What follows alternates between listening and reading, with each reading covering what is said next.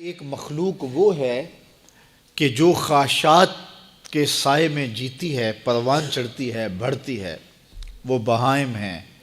اور ایک مخلوق وہ ہے کہ جن کی تسبیح، ذکر، سجدہ اور قیام ہی غذا ہے۔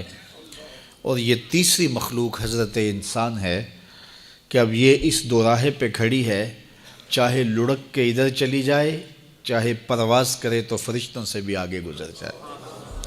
اب یہ اس کا اختیار ہے۔ حضرت انسان اللہ کی تخلیق کا شاہکار ہے، تو وہ لڑک کے چوپایوں جیسے کام کرے تو پھر چوپایا تو وہ ہوا ہی ہوا، لیکن فرمایا بل ہم عدل، بلکہ چوپایوں سے بھی گزر گیا ہے، اس لیے کہ چوپائے کے پاس تو تھا ہی وہ جو اس نے کیا، اور اس کے پاس چراغ علم بھی تھا، جگمگاتی راہیں بھی تھی، جنت کے راستے بھی تھے۔ یہ آسمان کی طرف پرواز کرنے کی بجائے زمین کی طرف لڑک گیا تو یہ چوپایوں سے بھی بدتر ہے۔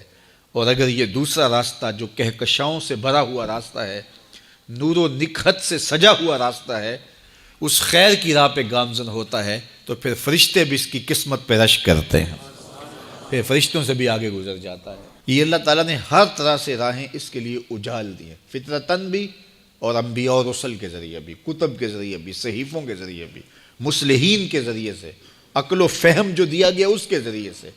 یعنی انسان کے لیے کوئی شک والی بات نہیں کہ اسے پتہ نہ ہو کہ یہ راستہ خیر کا ہے اور یہ راستہ شر کا ہے، یہ اس کو اچھی طرح آگہی دی گئی۔ جب کوئی چوری کرنے لگتا ہے، دیوار پھلانگتا ہے، اس کا دل دھڑکتا ہے، یہ اللہ تعالیٰ کی طرف سے وارننگ ہوتی ہے کہ تو غلط کام کرنے جا رہا ہے۔ جب کوئی ڈاکہ مارنے لگتا ہے، ناکہ لگا کسی کو روکتا ہے، تو اس کا دل ڈرتا ہے کہ تو جرم کر رہا ہے۔ جب بدکاری کو کرنے لگتا ہے تو اس کا دل ڈولتا ہے کہ تم غلط کام کرنے جا رہے ہو۔ جب کوئی کسی کو قتل کرنے لگتا ہے تو جب وہ مقتول پہ حملہ آور ہوتا ہے تو دل ڈولتا ہے کہ تم غلط کر رہے ہو۔ حتیٰ کہ دیوار رکھتے ہوئے ہمسائے کے 2 انچ بھی دبانے لگے تو دل ڈولتا ہے کہ تم غلط کر رہے ہو۔ یہ جو تیز تیز دل دھڑکنے لگتا ہے گناہ کرتے ہوئے، تو یہ اللہ کی طرف سے اسے بتایا جا رہا ہوتا ہے کہ تم غلط کر رہے ہو۔ حضور سے پوچھا گیا کہ ایمان کیا ہے؟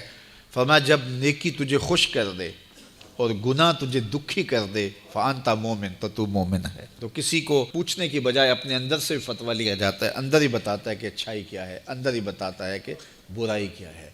اب وہ کس راہ پہ چلے گا؟ میرے حضور نے فرمایا جنت کا راستہ مشکل اور کٹھن ہے، اور جو جہنم کا راستہ ہے وہ آسان اور آراستہ ہے، شہوات سے سجا ہوا راستہ ہے۔ اب تمہیں پتہ ہے کہ انجام کیا ہے اور تمہیں اختیار دیا گیا ہے۔ بعض لوگ اختیار کو اللہ کی رضا سمجھ لیتے ہیں، تو یہ بات جانیے کہ اللہ کی رضا میں اور اس کی مشیت میں بڑا فرق ہے۔ بعض لوگوں کی رسی اللہ نے دراز کی ہوتی ہے تو لوگ کہتے ہیں اللہ راضی نہیں ہے تو ایسا کیوں ہے، یہ کون سی کہانی ہوئی؟ ظالم جابر لوگ تختوں پہ بیٹھ جاتے ہیں، مختلف حکومتیں سنبھال لیتے ہیں اور خلق خدا کی ناک میں دم کر دیتے ہیں، لوگ کہتے ہیں اللہ راضی نہیں ہے تو ایسا کیوں ہے، یہ کون سی بات ہوئی؟ تو یہ ہمارا ایک خود ساختہ کہا ہوا جملہ ہے۔ حقیقت میں کیا ہے کہ اللہ کی رضا اور ہے، اللہ کی مشیت اور ہے۔